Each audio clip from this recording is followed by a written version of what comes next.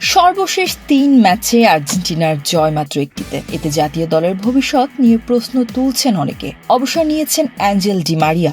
২০২৬ বিশ্বকাপে লিওনেল মেসির খেলার সম্ভাবনা নিয়েও রয়েছে সন্দেহ।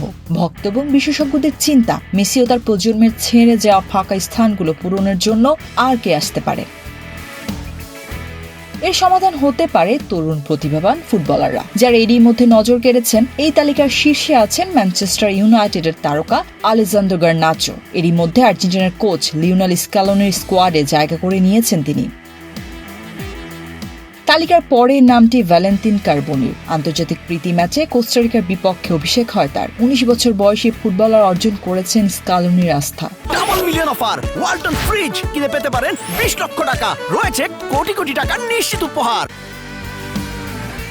লানুসের ফুটবল একাডেমিতে বেড়ে ওঠা কার্বোনি ইতালির ক্লাব কাতানিয়ায় যোগ দেন ২০২০ সালে। সম্প্রতি সে ইন্টার মিলানোর যুব দলে নাম লেখান। অ্যাটাকিং মিডফিল্ডার অসাধারণ ড্রিবলিং, গতি ও সুযোগ তৈরির দক্ষতা রয়েছে। গত মৌসুমে ইতালি ক্লাব মনজাতে লোনে খেলেন তিনি। ৩১ ম্যাচে ২ গোল ও ৪ অ্যাসিস্ট তার। আরেক তরুণ মাত্তিয়াস সৌলিও আক্রমণ ভাগের ফুটবলার। এখনো আর্জেন্টিনা জাতীয় দলে খেলা হয়নি তার। ইতালির জুভেন্টাসের এই ফুটবলার এরই মধ্যে নিজেকে প্রমাণ করেছেন। তিনি লোনের ফ্রোজিনোনেতেও অসাধারণ খেলেছেন। ৩৬ ম্যাচে ১১ গোল এবং ৩টি অ্যাসিস্ট তার। যদিও রেলিগেশন থেকে রক্ষা পায়নি ফ্রোজিনোনে। ক্লাদিও একচেভরি এখন পর্যন্ত এই তালিকার একমাত্র খেলোয়াড় যিনি আর্জেন্টিনার প্রিমিয়ার লিগে খেলেছেন। এরই মধ্যে ২০২৫ সালে ম্যানচেস্টার সিটিতে যোগ দেওয়ার জন্য চুক্তি স্বাক্ষর করেছেন।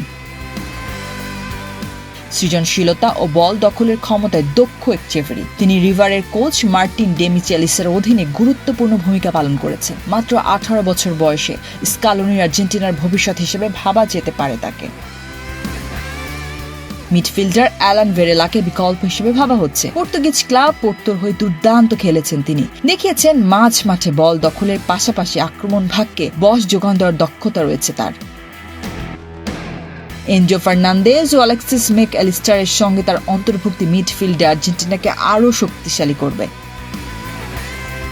আর্জেন্টিনার লেফট ব্যাক মার্কোস আকুনা ও নিকোলাস তাগলিয়াফিকোর বয়স বেড়ে চলেছে। সেন্টার ব্যাক নিকোলাস ওতামেন্ডিও খেলার সময় কম পাবেন। এক্ষেত্রে ফাকুন্দো মেডিনা হতে পারে একটি সমাধান।